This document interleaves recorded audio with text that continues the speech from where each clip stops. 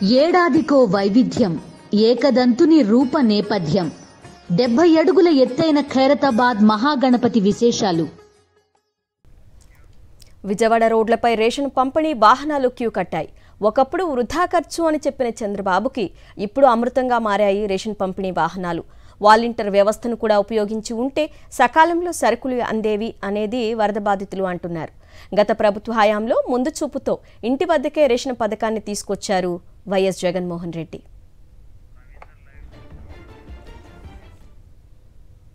Right, ఇదే అంశంపై మరిన్ని డీటెయిల్స్ మా ప్రతినిధి రవీంద్రని అడిగి తెలుసుకుందాం. రవీందర్, ఈ రేషన్ సరుకులనే కాదు, కరకట్ట కట్టడం కానీ, వరదలప్పుడు ముందుగా అలర్ట్ అవ్వడం కానీ, ప్రతి ఒక్క విషయంలోనూ వైఎస్ జగన్మోహన్ రెడ్డి ఒక ముందు చూపుతో వ్యవహరించారు. ప్రజలకు ఎటువంటి ఇబ్బంది కలగకుండా చూసుకున్నారు. ఆనాడు చంద్రబాబు నాయుడు అన్న మాటలు ఈరోజు ఎలా ఉపయోగపడుతున్నాయి? వీళ్ళకి ప్రజల వద్దకే పరిపాలన అనే రీతిలో ఇప్పుడు రేషన్ సరుకులు కూడా తీసుకువెళ్తున్నారు. అరుణ, గతంలో ముందు చూపుతోటి గత ముఖ్యమంత్రి వైఎస్ జగన్మోహన్ రెడ్డి ఏదైతే ఎండియూ వాహనాలు తీసుకొచ్చారో ఇప్పుడు అవే ఎండియూ వాహనాలన్నీ కూడా చంద్రబాబు ప్రభుత్వానికి అక్కడికి వచ్చాయని చెప్పుకోవచ్చు. ప్రస్తుతం నేను బీఆర్టీఎస్ రోడ్లో ఉన్నాను. ఇక్కడ చూడొచ్చు, ప్రతి వాహనం కూడా మళ్ళీ ఇక్కడ చేరుకున్న పరిస్థితి కనిపిస్తుంది. ఎందుకంటే గడిచిన కొద్ది రోజులుగా సింగనగర్తో పాటు విజయవాడ శివారు ప్రాంతాలన్నీ కూడా పూర్తిగా బొడమేరు ముంపునకు గురైన నేపథ్యంలో ఇక్కడ ఆహార పదార్థాలు అందించాలన్నా, మంచినీరు అందించాలన్నా, లేదా మారుమూల ప్రాంతానికి కనీసం వెళ్లి అక్కడ పరిస్థితులు సమీక్షించాలన్నా కూడా అసలు ఏమాత్రం అవకాశం లేకుండా పోయింది. అలాంటి పరిస్థితుల్లో ఖచ్చితంగా ఇప్పుడు మళ్ళీ ఈ ఎండియూ వాహనాల ద్వారా మాత్రమే వాటిని అక్కడ దాకా పోవడానికి వీలయ్యే పరిస్థితి. సో ఈ నేపథ్యంలో మనం చూసిన 2 రోజుల క్రితం కొన్ని వాహనాలను సింగనగర్ ఫ్లైఓవర్ మీద పెట్టి అక్కడి నుంచి ఫుడ్ పంపిణీ లాంటి కార్యక్రమాలను చేపట్టగలిగారు. ఆ నేపథ్యంలో ఈ వాహనాలు మాత్రమే ఎక్కడికైనా పోగలవు అని చెప్పి అధికారులు కూడా అర్థమైంది. ఈ నేపథ్యంలో రాష్ట్ర వ్యాప్తంగా ఉన్నటువంటి అన్ని వాహనాలను కూడా ఇక్కడ తీసుకొచ్చారు. ప్రస్తుతం కొన్ని దాదాపు 2000 వాహనాల వరకు ఈ ప్రస్తుతానికి ఇప్పుడు అయితే వాడుతున్నారు. మనం చూస్తున్నాం బీఆర్టీఎస్ రోడ్లో ప్రతి చోట కూడా వీటన్నిటిని కూడా ఇక్కడ పెట్టారు. ఇక్కడ ఆహార పదార్థాలను ఇక్కడ వీటిలో వేసుకుని ఇక్కడి నుంచి తరలించే ప్రయత్నం అయితే చేస్తున్నారు.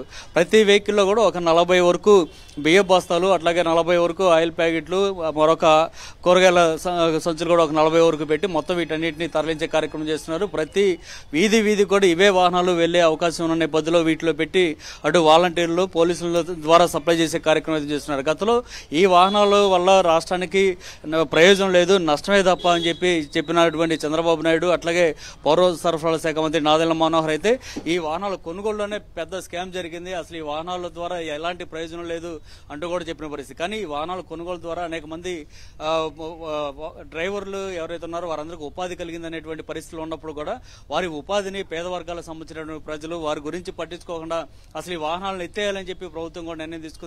ఆ నేపథ్యంలోనే గడిచిన 3 నెలలుగా ఈ వాహనాలను కనీసం ఉపయోగించుకొని పరిస్థితుంది. అక్కడక్కడ కొన్ని చోట్ల మాత్రమే చౌక డిపోలకు సంబంధించినటువంటి రేషన్ డీలర్లు వీటిని వాడుతున్నప్పుడు కూడా చాలా చోట్ల వాడని పరిస్థితి కనిపిస్తుంది. వీళ్ళందరూ కూడా డ్రైవర్లు, ఇతర ప్రాంతాల నుంచి వచ్చినటువంటి వారు ఇక్కడికి ఈ వాహనాలు తీసుకొచ్చి మళ్ళీ చంద్రబాబు ప్రభుత్వానికి ఇవే వాహనాలు దిక్కైన పరిస్థితి చాలా స్పష్టంగా కనిపిస్తుంది. అట్లాగే వాలంటీర్లు కూడా, మొత్తం వాలంటీర్లందరూ కూడా విజయవాడ నగరానికి సంబంధించి పనిచేస్తున్నటువంటి వాలంటీర్లు వచ్చిన తర్వాత మాత్రమే వీధిలో కూడా అందరికీ రేషన్ కానీ ఇదంతా కూడా అందుతున్న పరిస్థితి కనిపిస్తుంది. సో మనం చూస్తున్నాం, గతంలో వైఎస్ జగన్ ప్రభుత్వ హయాంలో ఏవైతే వాహనాలు ఉపయోగపడ్డాయో ప్రజలకి, అట్లాగే వాలంటీర్లు ప్రజలకు ఏ విధంగా ఉపయోగపడ్డారో వారందరూ మళ్ళీ ఇప్పుడు విధుల్లోకి చేరిన తర్వాత మాత్రమే విజయవాడ వరద బాధితులందరూ కూడా క్షేమంగా రేషన్ అని చెప్పుకోవచ్చు. అయితే ఇక్కడ ఇంకొక విషయం కూడా చెప్పుకోవాల్సి ఉంటుంది. మనం చూస్తున్నాం, గతంలో జగన్మోహన్ రెడ్డి చిత్రపటం ఫోటో ఎక్కడైతే ఉందో వాటన్నిటిని కూడా ప్రభుత్వం తొలగించేసింది. అక్కడ స్టిక్కర్లను అంటించేసినటువంటి పరిస్థితి ఉంది. ఆయన పేరున్న చోట అయితే ఏకంగా స్టిక్కర్లను లేపేశారు, చించిపారేసిన పరిస్థితి. సో దీంట్లో కూడా మళ్ళీ కుట్ల రాజకీయాలు చేసేటువంటి వ్యవహారం.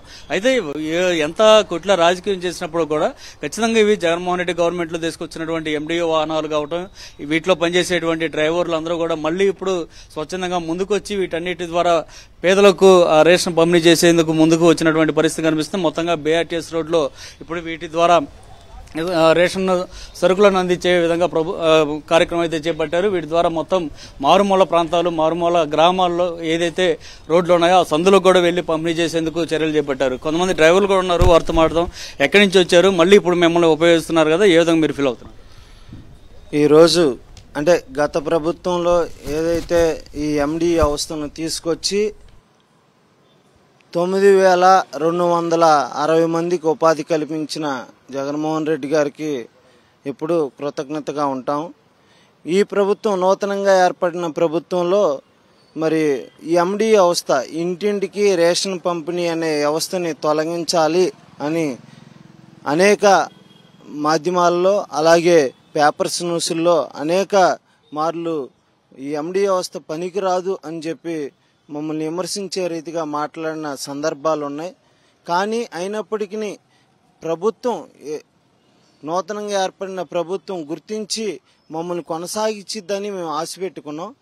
కానీ మొన్న లేటెస్ట్గా పౌర సరఫరా శాఖ మంత్రి వారు మరి తీసేస్తాము, ఎండి వ్యవస్థ వలన ఉపయోగం లేదని అంటే స్వచ్ఛందంగా మంత్రి గారు చెప్పపోయినప్పటికీ ఇటేపు డీలర్ల నుండి ఒత్తిడి రావటం వలన ఎండి వ్యవస్థను తీసేయాలన్న ఆలోచన ఆయన కలిగిందని మేము భావిస్తున్నాం.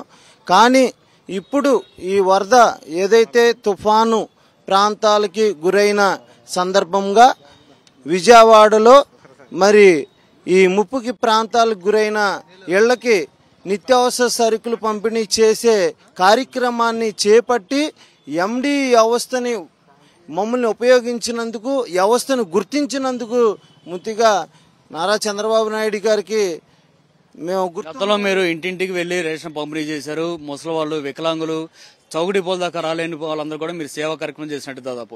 సో ఇప్పుడు మళ్ళీ అలాంటి వరద బాధితులకు కూడా మీరు సహాయం అందిస్తున్నారు, సేవా కార్యక్రమం చేస్తున్నారు. ఏ విధంగా ఫీల్ అవుతున్నారు? ఇప్పుడు ఉన్న పరిస్థితిలో లెగలేని వారికి కానీ లేదా లోతట్టు ప్రాంతాల్లో మునిగిపోయిన ఇళ్లకి వెళ్ళి నిత్యావసర సరుకులు అందించటం మాకెంతో సంతోషంగా ఉంది. ఎందుకంటే ఒక పేదవారికి, అట్టడుగు వర్గాల్లో ఉన్న వారికి, ఆహారం లేక ఇబ్బంది పడుతున్న వారికి మా తోటిగా, మా చేతుల మీదుగా ఈ సరుకులు వెళ్తాం ఎంతో మేము సంతోషంగా భావిస్తున్నాం. ఎల్లప్పుడూ కూడా ప్రజలకు సేవ చేసే విధంగా మా ఎండి వ్యవస్థ ముందుకెళ్ళిద్దని చెప్పి ఈ సభాముఖ్యంగా తెలియజేస్తారు. మీరు ఎక్కడి నుంచి వచ్చారండి? ఇప్పుడు మళ్ళీ వెహికల్స్ ఉపయోగిస్తున్నారు, మీరు స్వయంగా వెళ్లి వరద బాధితులు సాయం చేయబోతున్నారు. ఏ విధంగా ఫీల్ అవుతున్నారు? మాకు చాలా ఆనందంగా ఉందండి. వరద బాధితులకు మేము స్వయంగా రాత్రి నుంచి నిద్రలేకపోయినా మేము మేలుకు నుండి ఈ లైన్లో నిలబడి మాకు ఇవ్వడం చాలా ఆనందంగా ఉంది. సో ఇదే పరిస్థితి, వీరంతా కూడా సంతోషం వ్యక్తం చేస్తున్నారు. మళ్ళీ 3 నెలల తర్వాత ప్రభుత్వం స్పందించి ఎండియూ వెహికల్స్ ను మళ్ళీ ఇక్కడ రంగంలో దించడం, వరద బాధితులకు సాయం చేసే కార్యక్రమంలో మేమంతా ముందుకు రావడం నిజంగా మాకు సంతోషంగా ఉందని ఇక్కడ ఉన్నటువంటి డ్రైవర్లు కూడా చెప్తున్నమాట. ఏదేమైనా మొత్తానికి గత ప్రభుత్వం తీసుకొచ్చినటువంటి ఎండియూ వెహికల్స్ అట్లాగే వాలంటీర్లు మళ్ళీ ఇప్పుడు ఈ ప్రభుత్వం ఈ విధంగా వాడుకోవడం పట్ల వీరంతా కూడా హర్షం వ్యక్తం చేసిన పరిస్థితి ఇక్కడ కనిపిస్తుంది. Thank you.